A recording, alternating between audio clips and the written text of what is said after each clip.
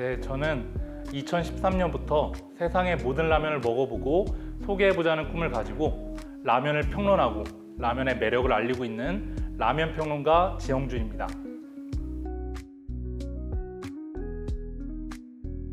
라면 평론가란 소비자의 입장에서 라면을 구입해서 맛보고 평점을 매겨서 추천하거나 혹은 추천하지 않는 활동을 하는데요.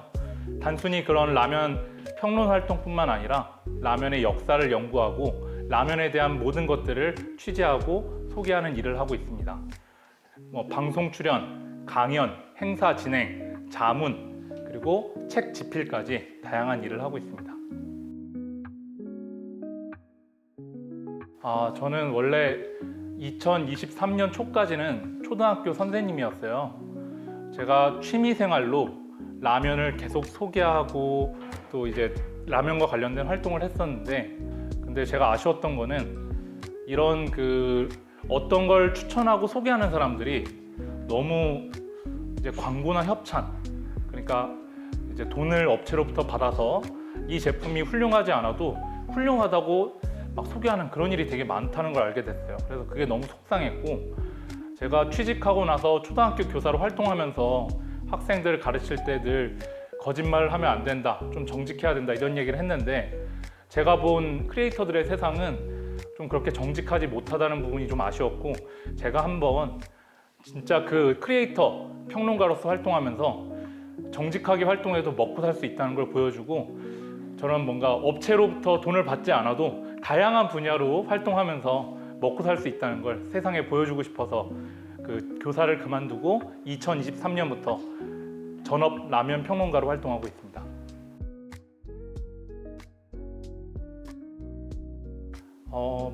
오늘 같은 순간도 너무 보람 있고요. 저는 지금 저를 원하는 전국 어디에서든 불러주시면 가서 제 능력과 제가 보여드릴 수 있는 것들을 많이 보여드리고 있어요.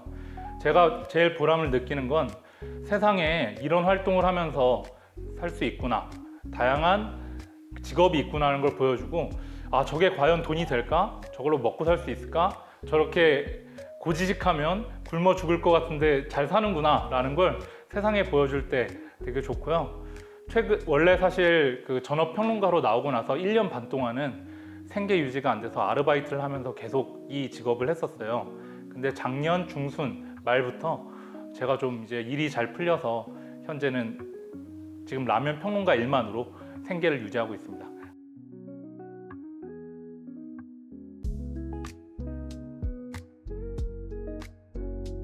일단 제가 라면 완전 정복이라는 게 2013년부터 라면을 맛보고 소개하자는 그 프로젝트를 라면 완전 정복이라고 지었어요. 그리고 제가 예전에 라면 완전 정복이라는 책도 제가 지어서 출간하기도 했는데, 라면계 미슐랭 가이드를 미쉐린 가이드를 목표로 제가 쓴 책이었는데요. 제가 하는 활동이 연구 활동이 되게 많거든요. 라면을 맛보고 소개하는 것뿐만 아니라 라면 개발에 참여하기도 하고 강연 활동, 방송 출연도 하기 때문에 사람들이 연구소라는 이름을 붙여서 소개하면 좀 더 좋겠다고 해서 라면 완전 정복 연구소로 이렇게 이름을 지은 거고요. 여기엔 직원이 있거나 그런 건 아니고 제가 혼자서 뛰고 있는 사업체 이름이 라면 완전 정복 연구소입니다.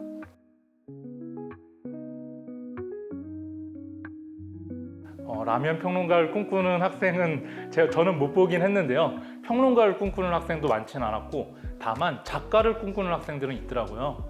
여러분, 학생들이 혹시나 작가나 평론가로서 활동을 한다면 단순히 이 평론 활동이나 책 집필 활동만으로 수입을 얻는 게 아니라 세상에는 작가나 평론가들한테 원하는 것들이 되게 많거든요. 방송을 출연한다든지 강연을 한다든지 혹은 이렇게 학생들과 만나서 어떤 활동을 한다든지, 또 책 집필 여러 가지 활동이 있는데 다양한 활동을 하면서 세상에 수많은 사람들과 어울리고 또 수많은 사람들과 소통하면서 활동할 수 있다는 걸 한번 배워 나가시면 좋겠고, 또 열심히 일하면 어디서든 학생들을 도와줄 거라고 저는 생각을 해서 작가, 평론가뿐만 아니라 어떤 직업을 하든 열심히 하고 또 진심을 다해 하신다면 잘 되실 거라고 생각합니다.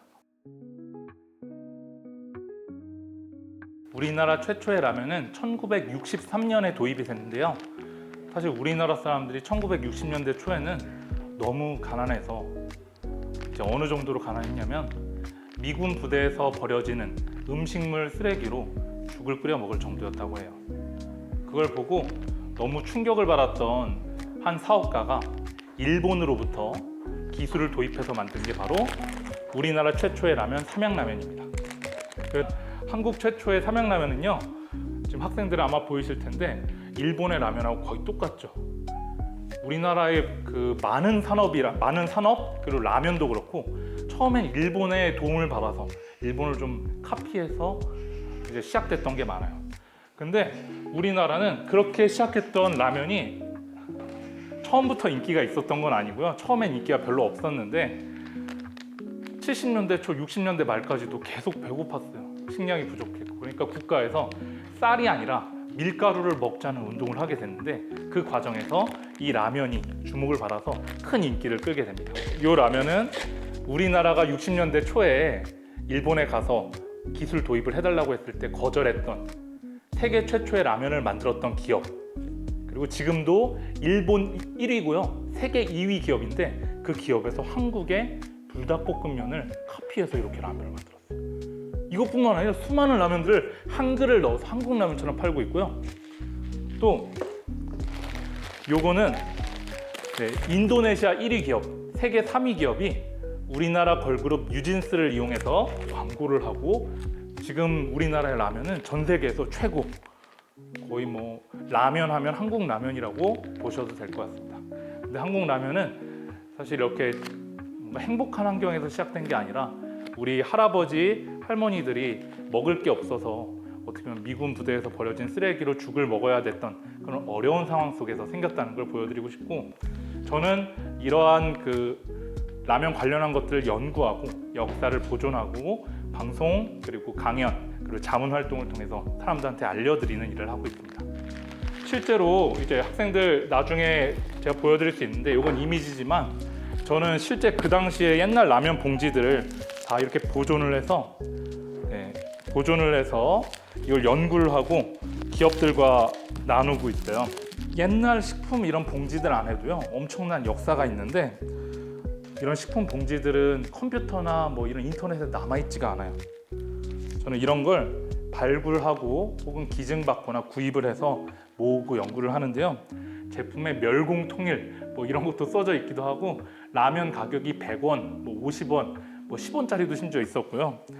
잘 살아보세. 옛날에 배고팠던 시대에 잘 살아보자고 이런 문구가 라면에 적혀 있기도 했습니다. 수많은 이런 라면 봉지들, 역사들을 연구하고 또 최신 라면들도 또 맛보고 소개하고 있습니다. 대놓고 이렇게 불닭볶음면이라고 중국에서 팔리거든요. 그럼 한국의 기업들이 소송을 해서 너희 이거 쓰지 마 라고 하면은 이름을 조금 바꿔가지고 또 내요.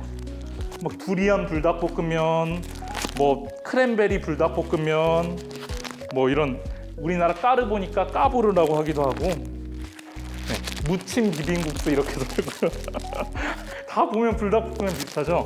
저는 연구원들하고 이런 라면들에 대해서 우리가 어떻게 대처할 것인가, 그리고 이 라면들은 어떤 맛을 가지고 있고 품질을 가지고 있는가를 연구를 하고 있습니다. 이것도 팔도 비빔면 같아 보이지만 이게 가짜 팔도 비빔면이거든요. 미래의 비명, 시각적 향락 막 이렇게 써져 있어요. 저는 이런 걸 그 중국에 가서 또 다른 나라에 가서 구입해 와서 한번 맛도 보고 또 연구원들하고 이런 거 관련해서 어떻게 대처할지 논의하고 이런 일을 하고 있습니다. 그리고 요즘은 시대가 엄청 다양해져서 지금 이게 보여드리는 게 강아지 전용 라면이거든요. 이런 반려견 라면들도 다양하게 만들어지고 수출이 되는데요. 저는 이걸 또 강아지들하고 이게 뭐 유튜브에 보여주려고 하는 게 아니라 연구 때문에 맛보고 이걸 기록을 하고 있어요. 이걸 어디 뭐 보여주는 건 아니고 물어봐요. 사람들이 이 강아지 라면 맛있어요라고 하면 제가 얘기를 해줘야 되잖아요. 먹으면 안 되는 거지만 먹어보면은 정말 하나도 안 짜고 맛이 없어요. 밍밍하고. 근데 강아지들한테 끓여주면요, 강아지들이 엄청 좋아해요. 근데 이게 지금 해외, 미국이나 유럽 같은 데로 수출이 되고 있습니다. 이런 것도 저는 또 소개하고 있고요. 한때 유행했던 이 대왕 컵라면, 대왕 라면 시리즈 한때 엄청 인기가 많았거든요. 근데 지금은 거의 다 사라졌어요. 이유는 인기가 처음에는 막 신기하니까 사람들이 많이 샀었는데 맛이 없고 비싼 거예요. 근데 유일하게 살아남은 게 지금 대왕 뚜껑이라고 이런 것도 또 연구해서 소개하기도 하고, 또 최근에는 뜨거운 물을 끓일 수 없는 환경에서 이제 등산을 가거나 캠핑을 갔을 때 그냥 이 상온 생수병을 넣고 끓이면, 넣고 나서 그냥 넣기만 하는 순간 이게 바로 끓기 시작해요. 이런 발열 용기 라면도 지금 판매가 되고 있습니다. 이 제품의 이름 그래서 나비엔 보일 라면이라고, 보일러 컨셉의 라면이다 이렇게 해서 편의점에서 팔고 있습니다. 이런 다양한 것들, 라면에 관련한 재밌는 역사, 과학, 그리고 다양한 맛 관련된 이야기들을 제가 방송이나 강연, 그리고 연구원들 연구 활동을 통해서 이렇게 좀 소개하는 직업 일을 하고 있습니다. 12년간 2,200여 종 이상의 라면을 맛보고 평론을 했는데, 가장 맛있는 라면 되게 많긴 한데요. 제가 이제 개인적으로 좀 좋아하는 라면은 불닭볶음면 되게 좋아합니다.